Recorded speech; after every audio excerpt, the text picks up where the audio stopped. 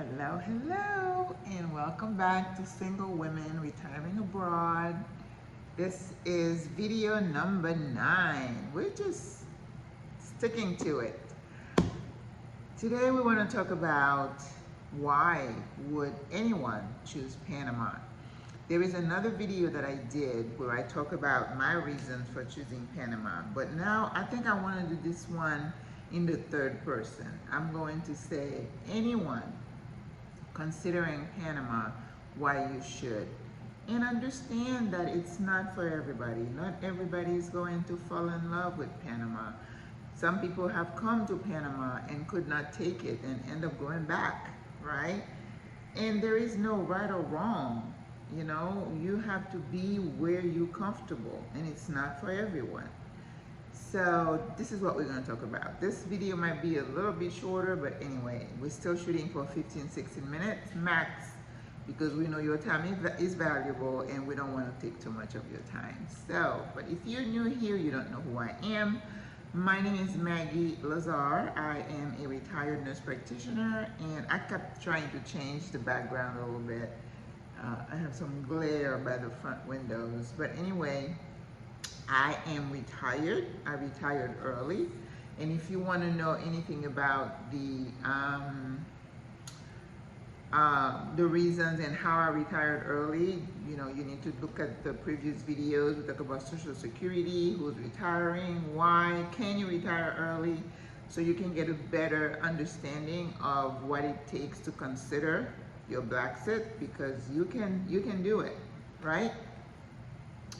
So my story is a little bit different. I did not know anybody from Panama. I was not looking at Panama. I came to Panama to see the canal, a bucket list item, and I fell in love with the country. There's a video I did previously as to how you pick a place. How do you determine where you would like to retire? And one of the things that I said was that some people may have an emotional connection to the place, wherever that might be. Maybe you have family there. Maybe you want to go back to your roots, like you want to go back to Africa, find your tribe. Or you had taken a trip at some point and just, you know, the place resonated with you. So we all have our reasons. I remember when my family and I were moving to Florida, we didn't know, I mean, we had family in Miami, but we didn't want to go to Miami, and we did not know where we were going to be. It was one of those close your eyes and points, even though that wasn't what ultimately determined where we landed. But as I said before, you might be one of those people who said, you know, I can go anywhere and I'm just going to pick up a single for it. You can do that. But for me, it was just a bucket list item, came to see the canal, and it was like, oh, I like this. And I made subsequent trips, and every trip reinforced my feeling of, oh, I like this place. I think I could retire, right? So if you are considering, you say, okay, I'm retiring in 2025, 2026. Where do I go? How do I determine, okay? And then go back again and think, did I go somewhere that I like really, really well?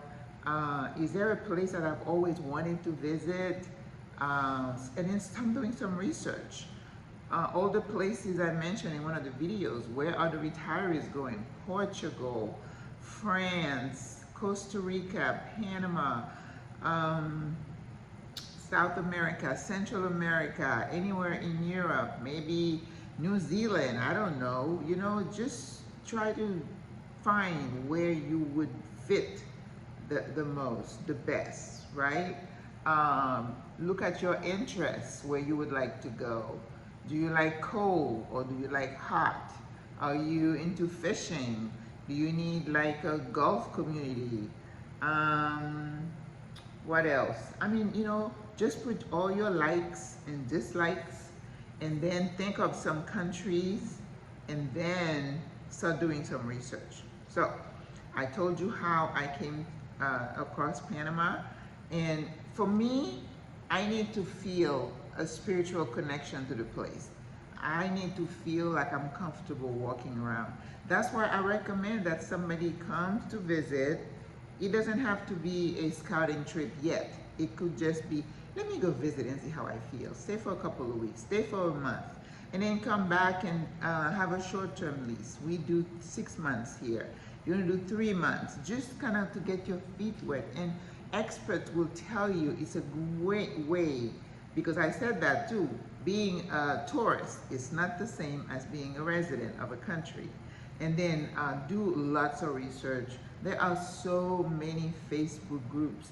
And many times I see people go on a Facebook group and say, oh, I'm considering Panama. Is there anything that you guys could recommend? Those Facebook groups have tons of information. And the admins are always telling you, use the search button, put your topic in there and start reading. You don't have to keep asking. I get a little irritated. People ask the same question over and over again that has been answered over and over. So do yourself a favor, go to the page and use the search button. Chances are you're gonna get more information than you care to. So do your research, okay?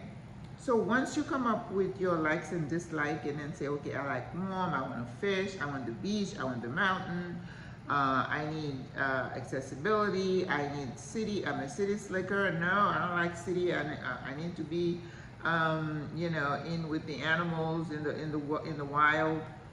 That's when you start saying, well, maybe Panama, maybe Costa Rica. You know, find the countries that have what you need. You don't need to settle. Or you can have friends in an area that you want to be close to people that you know. That's also a factor. So, Panama, well, let's go back. We talked about the 3 reasons people retire abroad, right? Because most of us kind of expected to stay where we were, where we worked, where our family is. There might be reasons that push us to go look outside of the U.S. and research, you know, international living and others have said cost of living is a big one.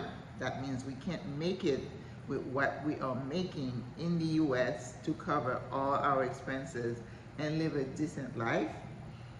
Healthcare, because, you know, one stay in the hospital can bankrupt you and your family. And then the 3rd factor was the presence of an already established community. That is important. If it's not important to you, then put it at the bottom of the list. But it should, because you can go to a country and in the next week, there was a family in Ghana, husband and wife, and I think 3 or 4 little kids. They got involved in a major car accident, you know, lots of injuries. How do you handle that? Okay, you got to think outside the box and see what might and might not happen, because, you know, we're living, we're human beings and anything can happen. So do your list.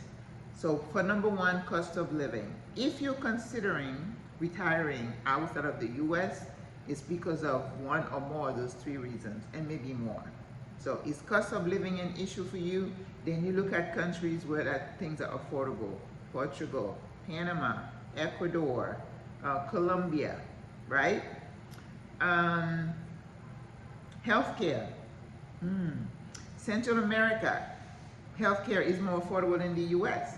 Panama, Ecuador, Colombia, Portugal, maybe France, because those places have universal coverage. So you gotta do the math, and then you need to go dig deeper as to what things cost. Ask people, read the Facebook post, okay? Community.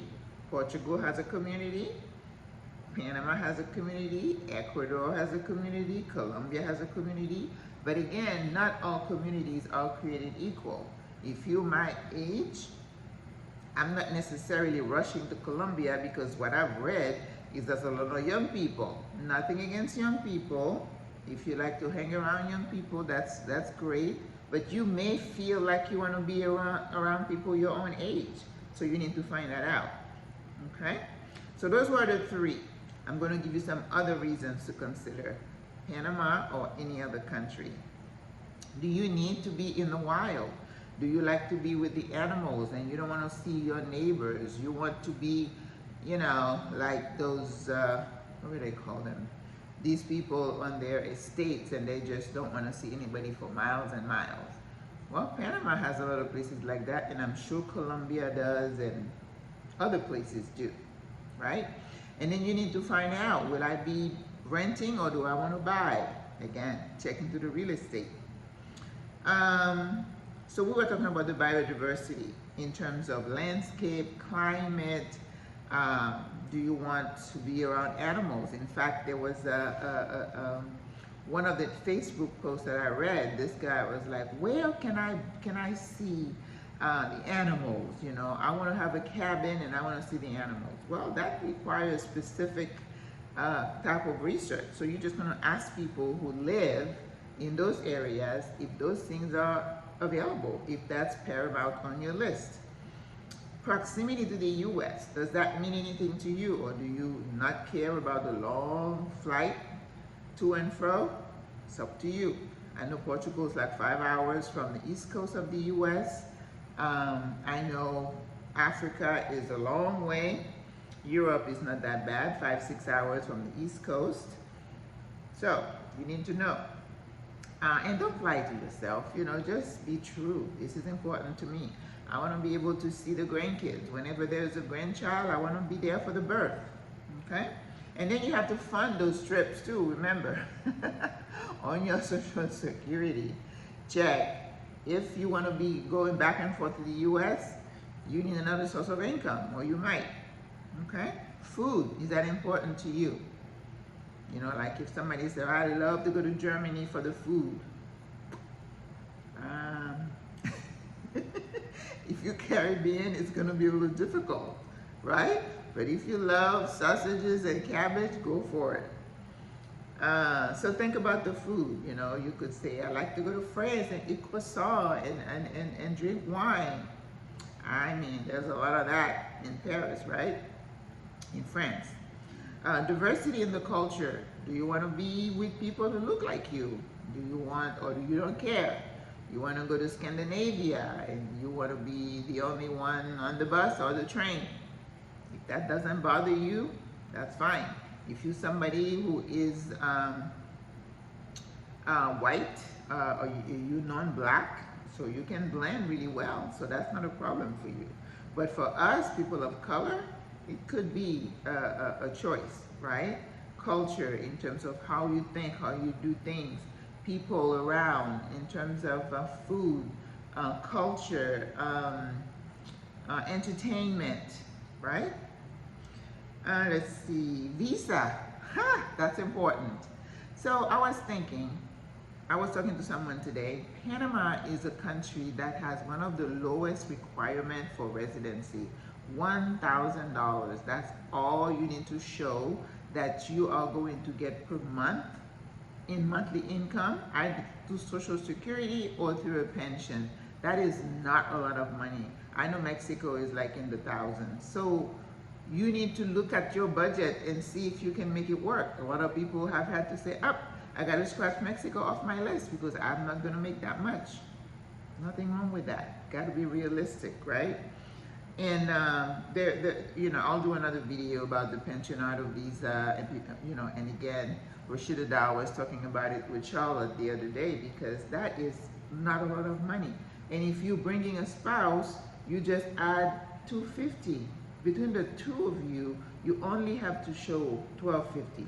That doesn't mean you're going to be able to live well on $1,250 a month. It means that's the bottom, the basic requirement for them to consider you as an expat. Friendly nation visa, they have all kind of visas, and I'm not going to go into those in this video.